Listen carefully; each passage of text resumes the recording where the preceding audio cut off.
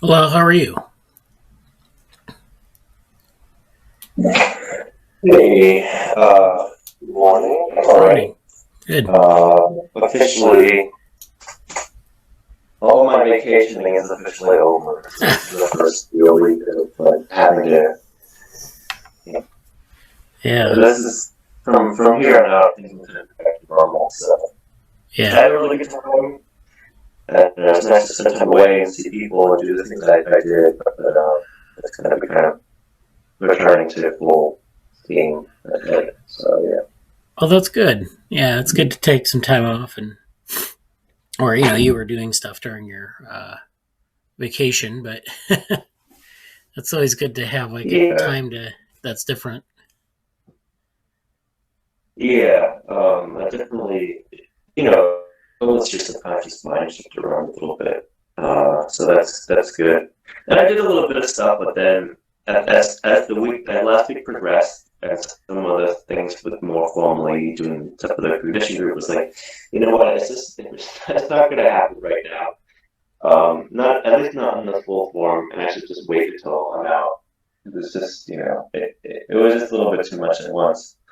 But all that's still in the works. And I still want to figure out specifically what to do. My big question is how, I'm still trying to sort out what specific project to do here for this group, or what to focus my efforts on. Because there's a bunch of different things, and it's just a matter of picking which one to focus on.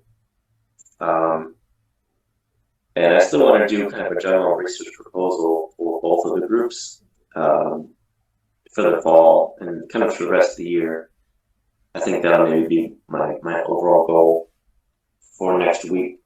But and I'm talking about that on Slack, and then we can feedback there about things too. So Yeah. yeah, Yeah, I'm going to. I don't know. I don't know if anyone else is coming to the meeting, but um, I was trying to rise some people here today. But I think the we'll just do a recording and see where I have a couple things to cover, and then if people see it on YouTube, then we can discuss it further. But I can go okay, back over. I think you missed the talk on the project, so I can go over those really quickly as well. So, all right, if anyone comes in, they can join us in progress. Otherwise, I'll be recording this and it'll be on YouTube later. So, the first thing I wanted to talk about was I have some slides on community building, and Jesse might find that interesting. Um, so why don't we look at that real quick? So this is the community building. I have some thoughts on this. I'm going to share my screen so you can see what I'm doing.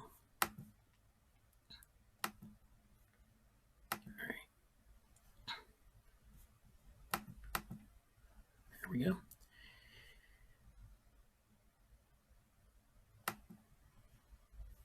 You see my screen? yeah, All right. So this is something I put together. This isn't like definitive, and I'll probably come back to some of these things. So some thoughts on community building. So how do you build a thriving community of contributors? And I'm actually currently facing that dilemma right now in another context. There are a lot of things you can do. Um, you can concentrate on getting people into GitHub and committing things to GitHub and making contributions there. So it could range from like contributing to code to some sort of like what we've been doing in the Saturday morning group, which is to work on a lot of different things, like some of the uh, uh, frontier maps and things like that. So that's one way. Another way is to have regular events. So this is an open source Friday, which it's a common theme in community building. You have a session sometime during the week. People can come and it's like a hackathon, but they can come and talk to the leaders or collaborate on things with other people or whatever. And it's a regular time, so people know when to show up to ask questions. Then you can have an actual hackathon, and so this is something that we haven't done too much in OpenWorm lately, but I'm planning one right now in a different context, and I'll break that news when it happens. But this is something that I just attended a hackathon a couple weeks ago uh, through eLife Innovation, and they did this all virtually. So it's like, you have like a chat room, you have like a video interaction, you have a Slack channel, you have to coordinate all those things. Then finally, you have to have some sort of promotion system here. So this is a user, contributor, committer. You can see here that over time, someone goes from being a user to a committer. So they're actually gaining influence and seniority in the community over time by these contributions that they're making. And so to put success in perspective, keep these two graphs in mind. You have the lifespan of a human, which is broken down here in months on the right. And then on the left, you have this cosmic calendar, which shows like where humans are in the scheme of the cosmos, and our entire existence as modern humans has been in the final minute of the cosmic calendar. So we're not maybe that significant, but we have a lot of time, and it just depends on how we manage that time. So, I mean, I've worked on open mentorship models. That's what I do in DevoWorm. That's what I do in the other group. This is inspired by distributed open source project development. So small contributions can move along larger contributions. So we pick some sort of like introductory task that's really simple that people can do quickly. And then, maybe a short talk or some skill building task. And then we take those contributions. We say, you've gotten that done. Congratulations. We give them some sort of ownership of something. And then you integrate people into the larger project. And you have to understand when the interactions are difficult. So if people tune out or if people are not doing well and they give up on it, then you have to understand where the point of failure is. And I mean, I fail at that all the time. And it's just a matter sometimes of timing or of like, people's schedules. But it's important to be able to at least understand when that's going to happen so you can drive projects forward. And then the mentor assigns the broad outlines of the task, ideally, and the mentee defines the details of the task. So when people come into the community, they often pick up little details of a project that's ongoing. And that gives you, a way to build a larger project around their contributions. And so this is our lab. This comes from our lab contribution philosophy. This is like this basic idea broken down. So you have this early contribution, you do the work, you fail and succeed in different ways, you redefine your contribution, and then you do things like you might author some paper or code, you document things in wikis or in a presentation, and then you release your collaboration to the world. Ideally, it's iterative, so you have this feedback loop here. So we get feedback in group meetings from other group members and things like that. We can also leverage our educational stack, which is I think I showed this in a previous meeting, where you have communication channels and annotation and viewing like video of someone giving a lecture, participating interactively, and then getting feedback on your assignments and things like that. But then there are 4 other ways you can do this. You have 4 basic tools. There are more tools, of course, but I'm going to talk about 4 here. You have GitHub, where you can recruit people to make pull requests, address and plan issues, and collaboratively write papers. So you also have Twitter, which is to recruit people to events. Now, you don't have to do this through Twitter. You can do this through any social media. But with in the Neuromatch case, which is something that we did last summer, I found Twitter to be very useful. And so this is Jesse is tweeting on behalf of the Orthogonal Lab, and we were organizing a study session for Neuromatch students. And this was a mechanism for both them to benefit from having a group of people around using our infrastructure, and to get people into the lab, get them interested in things surrounding Neuromatch. So it can be you can use an event like Neuromatch to be sort of symbiotic in that way.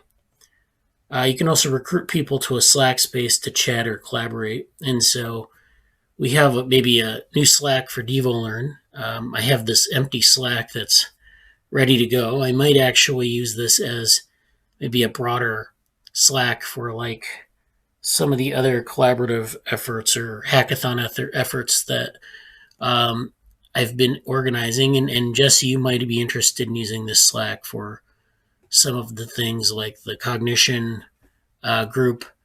And I'm not really sure how to pull this off because I hate Slack proliferation. It's like, if you have one channel, it's like easy to stick to that one channel. I mean, if you install the Slack app, you can monitor all the channels that you want.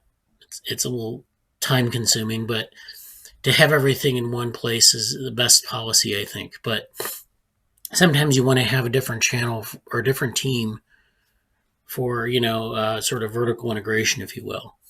And so this is open. Right now I'm just thinking about it, using it for DevoLearn, but I'm thinking maybe of making it a little broader. Maybe like something like hackathon and community, something that's broader to incorporate more people from different places. Yeah. I'm actually in the same thing. I don't want to divert your stream too much, but Okay. I'm in the exact same situation because like with the cognition study group and Agentbased low plan and some all this stuff, it's like I basically created my own Slack myself, and it looks just like that. Like I haven't put anybody in it yet because I'm trying to sort out all the stuff like because I have my own project and a collaborative project, and it's like where do you want to do it? And I feel like what I'm trying to deal with right now, and this is something we discuss here or later or whatever, but it kind of comes into what is like the most critical component of it. And in my case, and I don't even think it's the same answer for different groups because, well, but like in my case, I'm thinking I think for me it's mostly about a space for the people. It's mostly people focused in my case, or at least I think that's the critical part of it because there's different people in different time zones and different projects that are tangentially related, but they all overlap. And it's like, how do I give that community a space? And it's not too much, but at the same time, it's like, does that mean like I don't talk about the cognition study group in in orthogonal stuff or elsewhere? It's like, no, it's going to happen, but it's sort of like, how do you get how do you like my question right now is how do I give a space for the community people that I want that are going to be active and engaging and talk about stuff and have a kind of headquarters feel to it, because I feel like that's what I need, and I feel like it's very different depending on what the critical focus of you want for the community or the project. It's kind of like there's a lot of moving parts. I'll only pass say that. Yeah. Yeah, and Slack is only one option, but I like Slack in terms of like having like building a team within Slack. So you have channels, and a lot of people use it. And it's like I said, tool proliferation in general is bad because you're checking all these different channels and monitoring them, and then the people use them. It's like you have enough fragmentation potentially to have no real communication. So you have so many channels. That's the risk Right. you run. And so this is a way, I don't know how to brand things exactly. Maybe you want to leave everything in the OpenWorm Slack, but when you're trying to scale up a contributor community, then the real question is, where do you want to put all those people? Slot them into different tools and get people, get some interactions going. That's the challenge. So, and then we can broadcast events on YouTube. So this is asynchronous updating. We do this with this group, with the Saturday morning NeuroSim group, and it's just a way to like get people to see it if they can't make the meeting. We deal with people in a lot of different time zones. So one way to sort of facilitate synchrony is to give them opportunities to view things offline, or to have like Slack, of course, again, is asynchronous as well, where you can like just put things in a channel, or you can do things synchronously. But not everyone can do everything at the same time. Even in like there might be a common time between the Europe and North America where you have like a morning afternoon uh, setting where people can make it during waking hours, but people are doing different things at those times, so it's hard to synchronize. And then finally, I wanted to mention open source licensing. So this is, I think we didn't talk about this during GSOC, and we probably should talk about this at some point to point out that there are different ways to do licensing for open source projects. You have Creative Commons, which is this licensing is misspelled there. But anyways, you have the Creative Commons licenses, which are what they call copyleft, which have this. They're different. You can have different types of Creative Commons licenses for different needs, but they basically open up a project and say we're starting from the premise that this is open to share, but we're going to put restrictions on it. So you start with CC0, which is this basic license, to something really specific like CC BY NC, and so that's Creative Commons by attribution, which means you have to cite things, and non-commercial. So if you ever use this material, you can't use it for commercial gain, and you have to attribute it. That's the rule. And then it's pretty open otherwise, but it's legally binding, just like any other like copyright would be. You have DevoWorm is operates on a CC BY license. So I'll show a license in a minute from the repo. And then software packages in general are often MIT open license. So like if you're doing like looking at something like one of the open source software packages, they usually use MIT open license, and it's not based on copyleft so much, but it's specific to software design. So this is let me see if I can find it. Here it is. We have a repo in DevoWorm licensing DRM, and we have this CC BYSA license. Okay, so we're at BYSA. And then this is version 4.0. So this is as of 2018, this was the latest version of the license, and it may have updated. We might update this soon. So this is what it looks like. You just put this boilerplate into your repository. You can find these online, this boilerplate. And then you can put it up, and everyone knows what your licenses and what your terms of contributing are. Hi, Ujjwal. Perfect timing. Hello, hi sir. Hi, how are you? Again, like there's a little fine sir. There's a little scheduling problem. Like I'm not registered to 6:30 schedule yet. Okay. I'll make sure I have time. Okay, that's fine. Yeah, we got some things here on the plate to go through. So I just talked about community building and open source licenses for contributing to projects. So I have the slides available here, and I can put them up on. I'll put this recording on YouTube. You can watch it after. It might be relevant to like DevoLearn stuff. So that's the community building stuff. Mayukh isn't here, but we were going to talk about. He sent a new draft of his Journal of Open Source Science or Open Source Software paper that we're working on. So, in case Mayukh wants, I'll give him more feedback on. I'll give him more feedback on Slack. Are you messaging him? Okay. Maybe we'll hit that in a little bit here. Why don't we go to the task board for group meetings? See if he shows up. We'll talk about it then.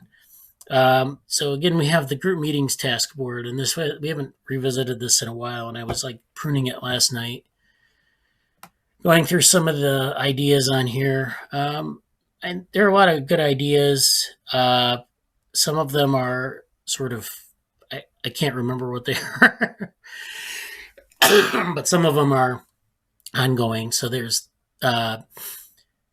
okay, present collective pattern generators idea. I think that's distinct from the paper. So We won't. Oh, there he is. So maybe we'll go to Mayukh.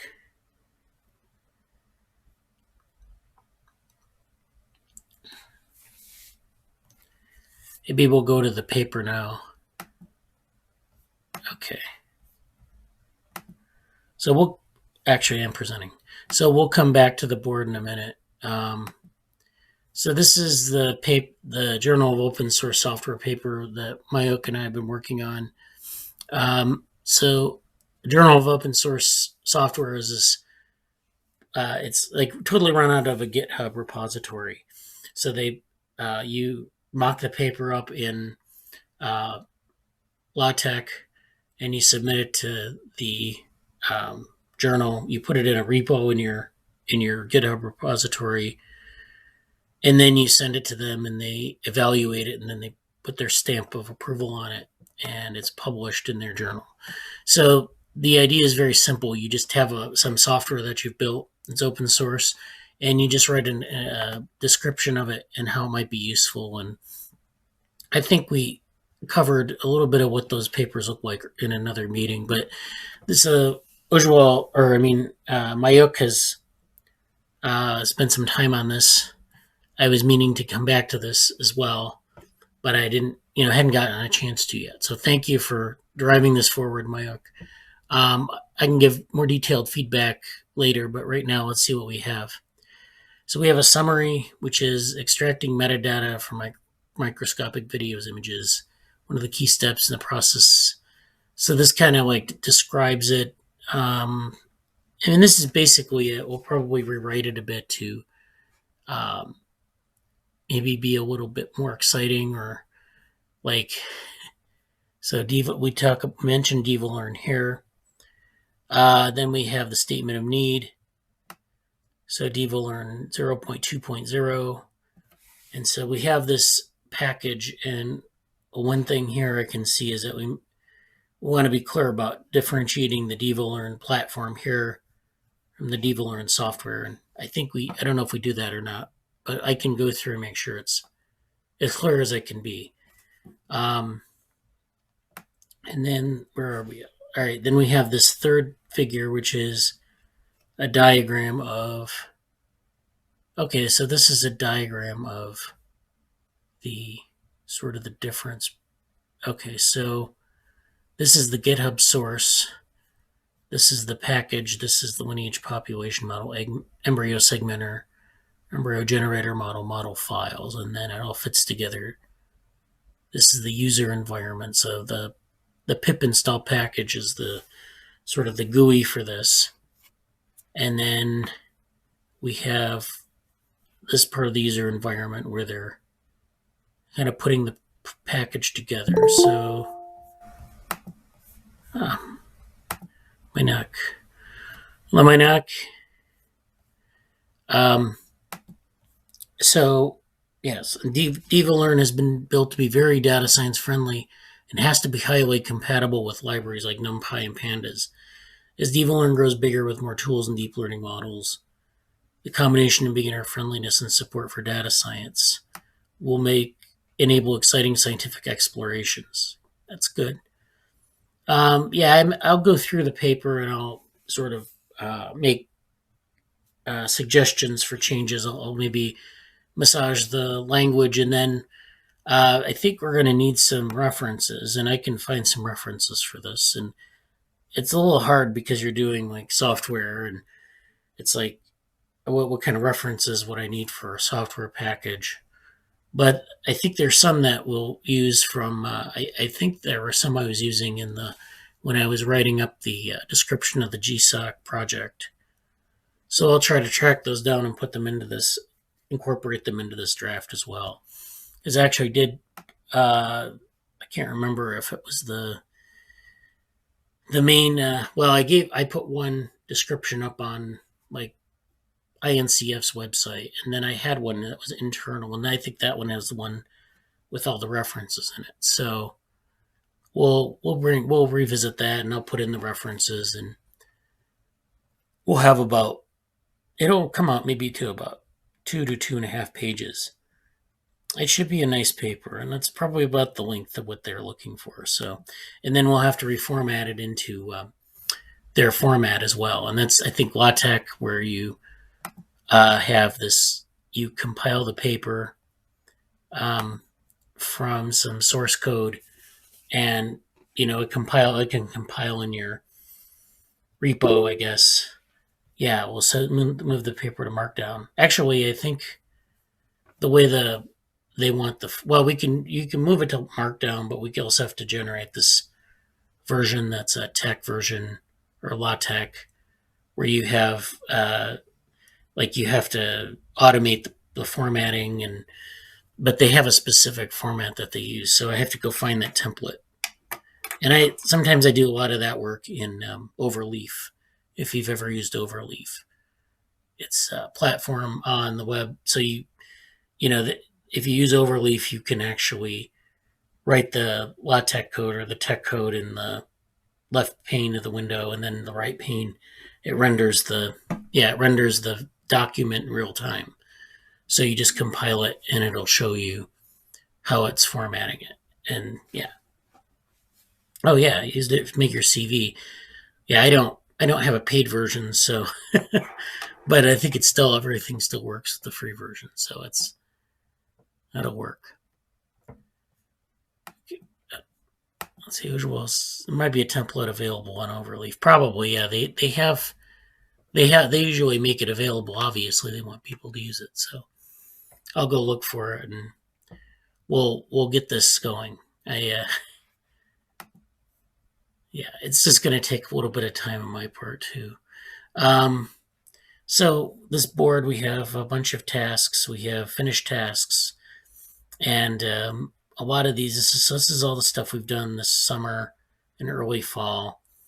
We've done a lot of stuff with making videos of NetLogo and presenting on things and doing things, presenting on some origin of life stuff, GSOC student presentations, not to mention the GSOC projects, and then CompuCell 3D, which we kind of visited, but we kind of put that in finished.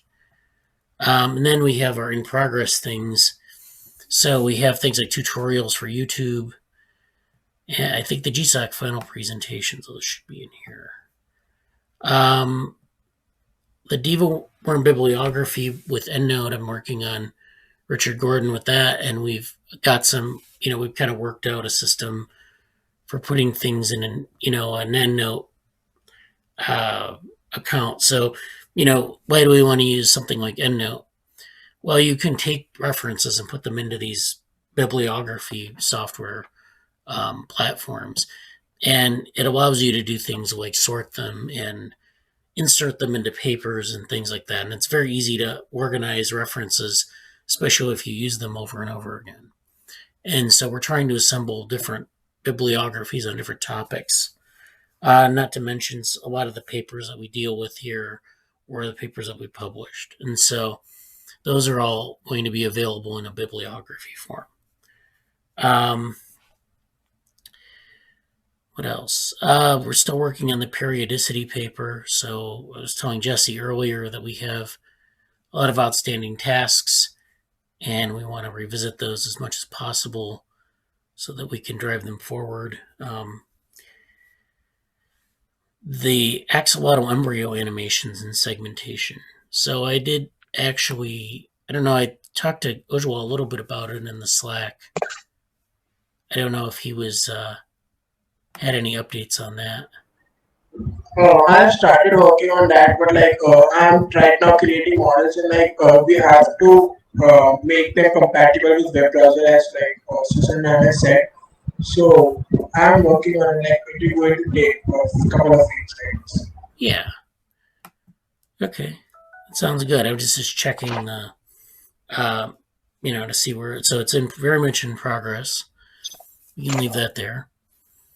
So yeah, this is the periodicity in the embryo paper, and Jesse just asked, "What's that?" Oh, what papers in DW are available. So this is actually the. I think I gave a talk last week on the open things and open projects for fall.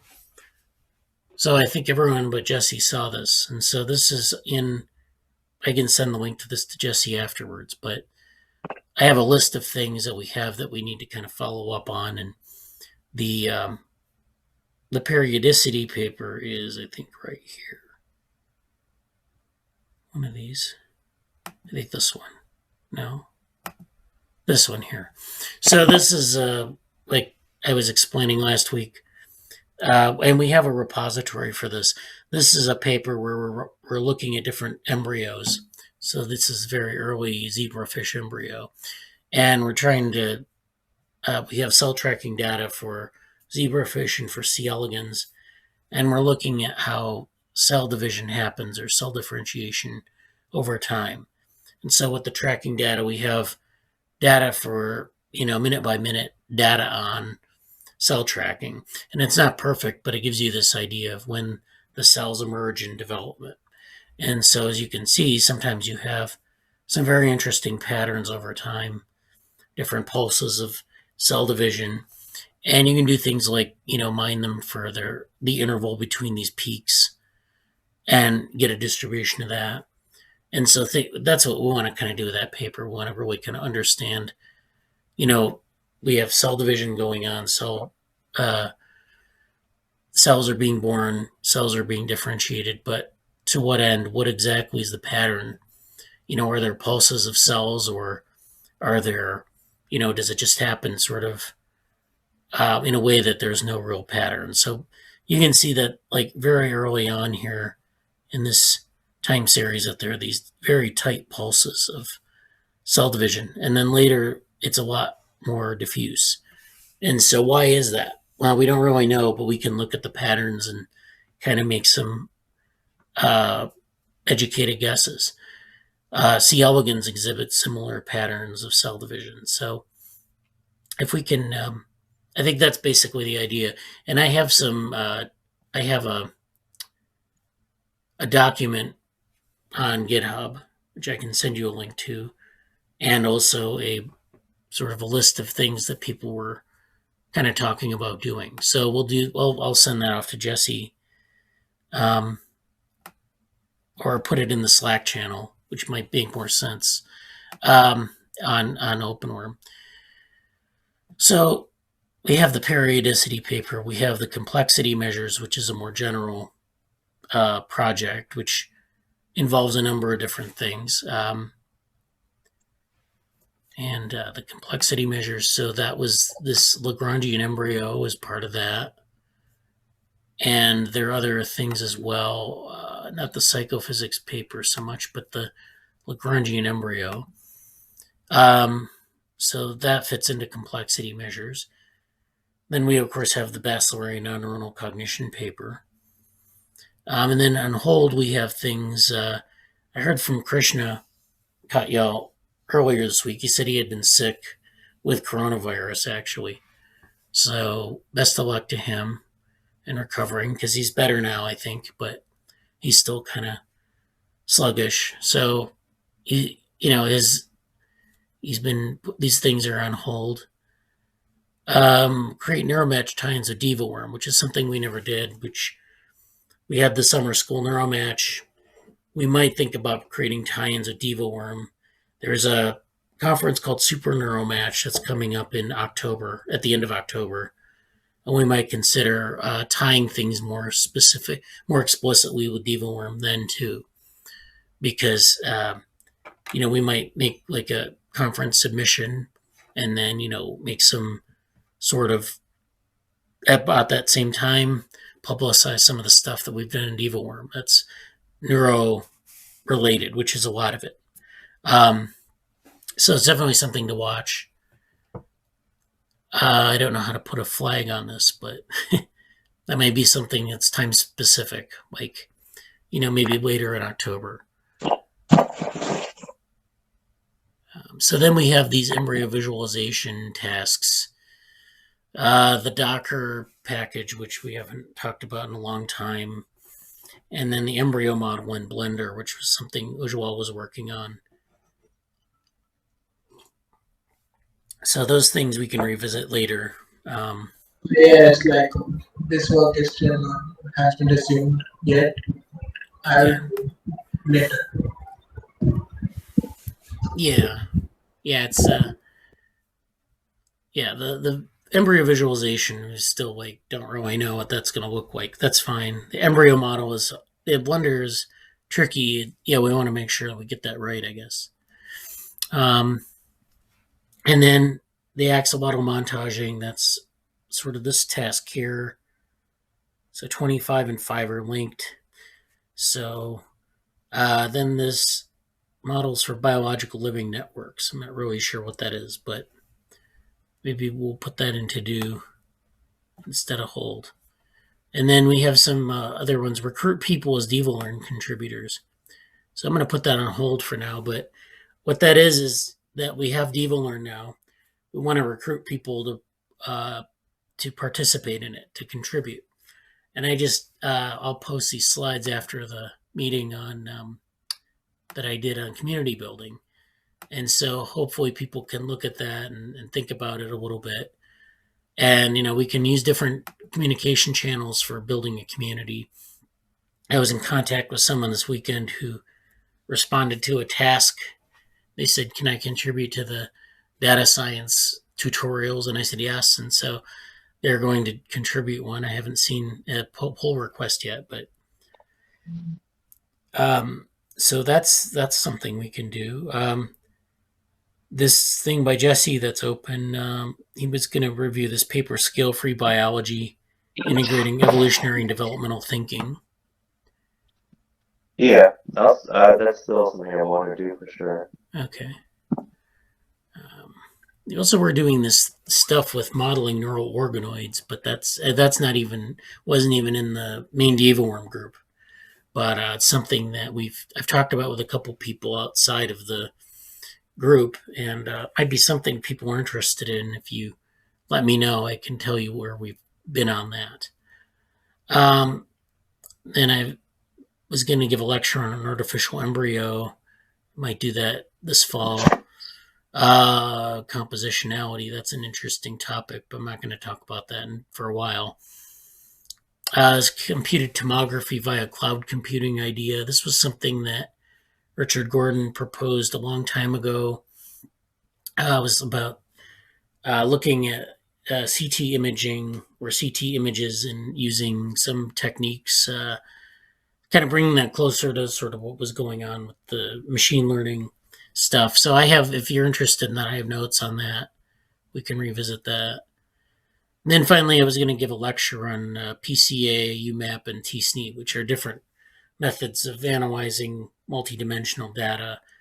I'll probably still do that, but I'm going to have to. I've never really been able to get my head wrapped around that topic, but I think it would be useful for people who are reading a lot of papers on like big data papers in development and neuroscience where they talk about these methods.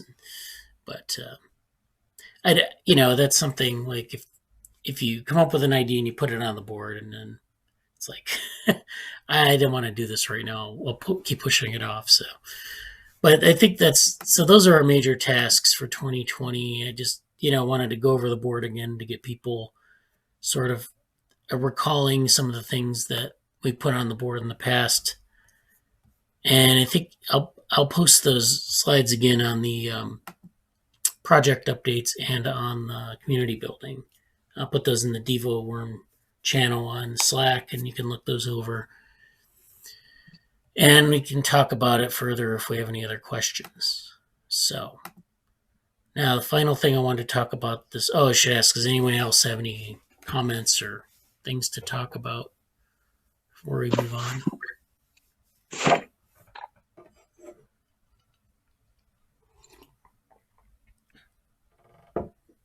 Okay. So the final thing, I was going to present on a couple of papers. We've done this in a while. So we've got some papers kind of building up here. So one of the things I was going to talk about was sort of a coda to the agent-based modeling paper that we reviewed maybe 2 weeks ago. And so agent-based modeling is a specific take on morphogenesis. That is, you have these theories of morphogenesis and you can model them using agent-based models, or you can understand them in the embryo and then come up with your own theories. And so that's what these two papers I'm going to talk about are kind of going to discuss. This is a more, biologically, they don't really worry too much about like a model, an in silico model or a computational model. They're just interested in the biology, observing the biology and not even thinking about like the representation or anything like that. So this is James Briscoe. This is a paper called Understanding Pattern Formation in Embryos, Experiment Theory and Simulation. So the abstract is 25 years ago, Louis Wolpert, the eminent developmental biologist, asked the question, do we understand development? He concluded that such rapid progress had been made in the preceding 2 decades, and this was, of course, 25 years ago, that it is not unreasonable to think that it will eventually be known that to program a computer and simulate some aspects of development. This prediction has been fulfilled, at least partially, with data-driven simulations of several different developmental processes being developed in the intervening years. Nevertheless, the question remains of whether we understand development and if simulations are sufficient to provide an explanation of development. So they're really interested in like taking the processes they observe it in nature and building a simulation of it and saying, is that something that we really understand? So, whatever you see on your computer screen, that's neither here nor there. It's like, do we understand what that process is? Because, you can build like something like a pattern generator in, a basic pattern generator that looks really like an embryo. But then, it doesn't really behave like the embryo. The inputs are not at all the same, but they look very similar. So that's kind of the idea behind that statement. Now, while in silico replications and models are undoubtedly an important tool in the investigation and dissection of developmental processes, which complement traditional experimental methods, these need to be supplanted by theory that identifies principles and provides coherent explanations. Here I use the example of pattern formation. Excuse me? Oh, sorry. Oh, it's okay. In a pattern formation in the vertebrate neural tube to illustrate this idea. So they say, well, okay, now we need theory to understand the difference between like a computer simulation and real biology. And that's kind of the perspective we've taken in this group, is that we use theory quite heavily to understand some of these, if we can create a pattern, or we can create pattern generation, or we can analyze data, but we also need theory in the mix. And this is, I think, one of the tasks in our task board here was to create a theory layer for DevoWorm. And so I think that's why I put that task on there, because it's very useful to have a theoretical interpretation of a lot of this stuff. So, mentions that pattern formation in developing tissues relies on allocating naive cells and specific functional cell types in defined spatial arrangements in temporal order. This is achieved by initially uncommitted progenitors acquiring their fate in response to molecular signals that regulate the transcriptional programs that control cell functions. So that means that you have these cells that are, undifferentiated, that have to take a fate. And sometimes they can take multiple fates over development. And this is controlled by a genome inside the cell that determines the sort of what the fate is. And this is determined in turn by the interactions between the cells or their position. We don't really know, but we know that those cells have to divide and then differentiate into different fates to become a functional organism. And so that's what we're dealing with. How these programs are activated at the right time and placed to produce a correctly patterned tissue is a central question. These programs are encoded in the genome, and so we can use things like genetic regulatory networks, or GRNs, And we haven't talked about GRNs too much in the group, but this is a tool that we can use to model some of the expression of these different fates, and given, a model of the different genes and their expression and everything like that. So those are that's a tool we can bring to bear, and that's very different from a pattern formation uh, perspective, like an agent-based model, because an agent-based model is concerned with the cells and their interactions, maybe their internal state, but we don't talk about the internal state too much. We just kind of like let this simulation run and watch the global pattern emerge. And so the GRN is concerned with the individual cells, what's going on within them. And so there was actually a workshop at Artificial Life 2020 this past summer on genetic regulatory networks, or modeling those networks. I can put that video in the Slack channel as well, so you can get a sense of what that looks like. But it's basically where you have a bunch of genes that are, you specify the genes maybe with a binary string or some other mechanism, and then you express those genes at a certain degree of expression, and then they're all linked together so that one gene relies on another gene to be active, and you get these outputs that are then something that allows you to put together things in the phenotype. So like two different cells might have different fates because their gene regulatory networks are different, that they're regulating the same genes differently. So you can use the same representation in all the cells in your simulation, but if they're regulated differently, you get a different phenotype.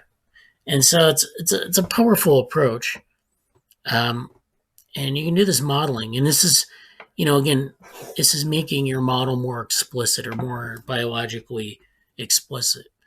And that's something I think you're going to need to do if you want to really understand development.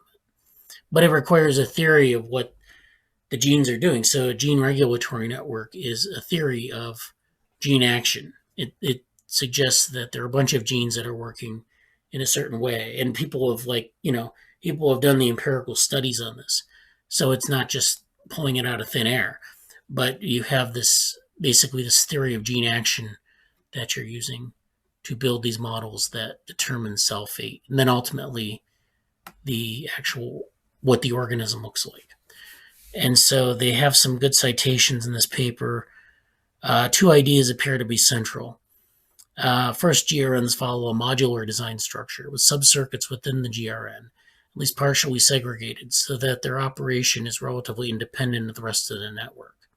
So the GRNs form these modules that have different functions that actually function within their own domain, and they do their own thing. So within these subcircuits, network motifs such as feedback and feed-forward loops tend to be overrepresented. And so these modules do their own thing, but they have they have, like, if you're interested in cybernetics, they have these regulatory actions. So two genes might sit next to one another, and one gene might affect the state of the other gene, but then there's a feedback that regulates that interaction, so that when there's, you produce a certain amount of output, but then when you hit a certain threshold of output, it brings things back down so that you don't produce too much of something. And you see that in nature actually quite a bit. There are different gene regulatory circuits that control, like, their production of enzymes or some sort of hormone that do this all the time. They operate on feedback, and when the amount of output reaches a threshold, it shuts the system down, and then when the output is depleted, it starts to ramp up again. And this is something that, it's hard to model with just kind of like, just kind of a simple feed forward model where you assume that all, genes kind of act independently to produce something. It's a very different view of, like, the thing that people were, maybe if you think about it in terms of genetic determinism, where, like, each gene controls some part of the phenotype, and then that's it. That's not the way it works. You have these networks that are highly nonlinear, that produce all these regulatory outputs. So it's, this is people have done a lot of modeling on this. Now the question is like, can we understand how this actually assembles a phenotype? And the answer is sometimes. In the case of spatially restricted gene expression, like producing this neural tube along the dorsal ventral axis, you're going to see this sort of thing where you can actually look at genes that have that are expressed in a certain location along this axis. And you can actually model this very specifically and actually end up with a nice anatomically specific system of gene expression. So this paper goes quite a bit into GRNs.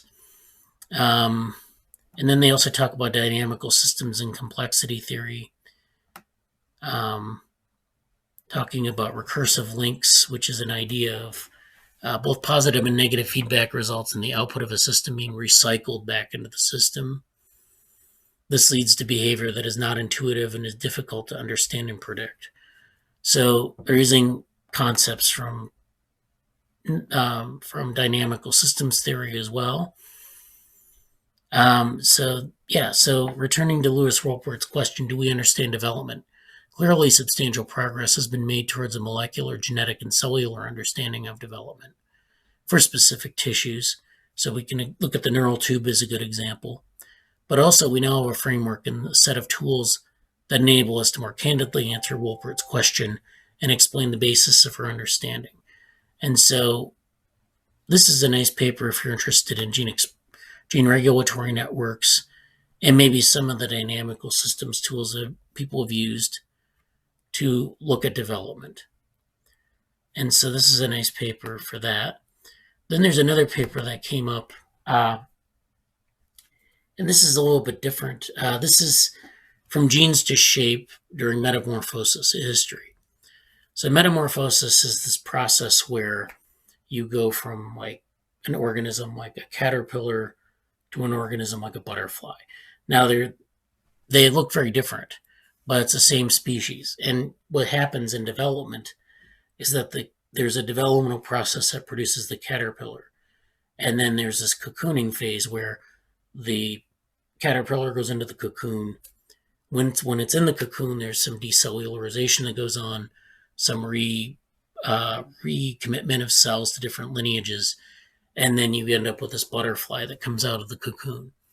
And so there's this process of growth, and then sort of things kind of get reconstituted into this new form. And so there are actually two phases of growth in that developmental trajectory. And so in this paper, they talk about how do you go from like gene expression to the expression of shape. And so this is interesting because it's historical, actually. And they talk about Darcy Thompson and Conrad Waddington. So these are two people who discussed a lot about building, how do you analyze a phenotype? How do you analyze growth and form? Waddington was interested in wing shape in Drosophila. So it's a fruit fly, Drosophila, and they have these wings that have a diversity of shapes, and it's famously known to be controlled by developmental processes. So when you have a mutant phenotype or a mutant genotype, you can end up with a mutant phenotype. And they've actually been able to demonstrate how this works very clearly in Drosophila. With Darcy Thompson, I think we've talked about his work, where he's actually very interested in how mathematical laws work to shape what we see in the phenotype. So thinking about like the self-organizing processes of soap bubble packings and hexagonal tilings, those are things that actually explain some of the things you see in nature and in phenotypes. And so he did a lot of work on like looking at the mathematics of that. And so we can think about it in terms of morphogenesis, but we also have to think of it in terms of evolution. So if we just think about self-organization, we can think of these shapes like honeycombs and tessellations and liquids. And these are things that you see not just in living things, but in inorganic things in nature. So you see it in water, you see it in other things that form packings and shapes. But you also, in living things, of course, there's this evolutionary process. So this morphogenetic evolutionary process is also in operation. So these shapes actually come from genes being expressed and genes that are changing their frequency throughout evolution. And so when we look at genetic control of wing development, we have to consider not only the pattern, but the genes that are underlying that. So this is an example here of columnar to cuboidal cell shape change in wing morphogenesis. So this is Fristrom. Diane Fristrom in 1969 did these drawings of the wing. And so this is wing morphogenesis, how it's changing shape from this columnar orientation to this cuboidal orientation. And, a lot of the early anatomists, they had to draw things out by hand. And that's actually very useful even today for understanding how these things change in development. So looking at, if you draw things very carefully, you can see a lot of the shape changes. And so this is actually something that you'll find a lot of in developmental biology. And so this is a good source of data. It's hard to maybe get a handle on how to quantify this, but that's where the data comes from. That's kind of the early passes at the data. So we talk about cell tracking here, and you could get something like this from cell tracking, but a lot of these images kind of give the sense of what's actually happening in terms of the process. And so then this is actually from a different paper, and this is a sort of a model where they've taken these drawings and they've created a model of like a compartmental model here of these type of processes like cell elongation. And so for cell rearrangement, where the cells are just rearranged in development, and changes in cell shape, where the cells actually change shape. And so there's a lot of good stuff in this paper. I'm running out of time here to get into any more of it. But if you want to look at this paper, and as well as the other paper, it's in this Google Drive folder, and I'll put the link up later, but I'll put it in the chat right now. So you can go into that folder, and then I'll put the presentations up in the Slack, OpenWorm Slack, as well as the links to the periodicity paper. So any other comments before we go? Any update on the boring billion? I'm actually going to talk about that with someone later today. So we'll probably have some updates this week sometime. I would just say that looks interesting, and I'm sorting out some of my plan of attack, but yeah, I'm probably interested in the theory component of the DevoWorm and other applications like that.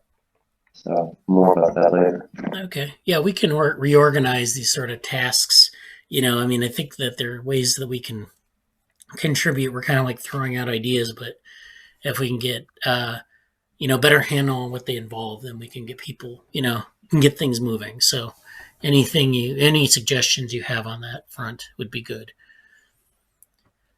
Okay, yeah. Thanks for attending this week, and hope you have a good week. And again, we're meeting, at this time from now on this fall. So I know there was a time shift, and that was on me. So thank you for being accommodating, and see you next week.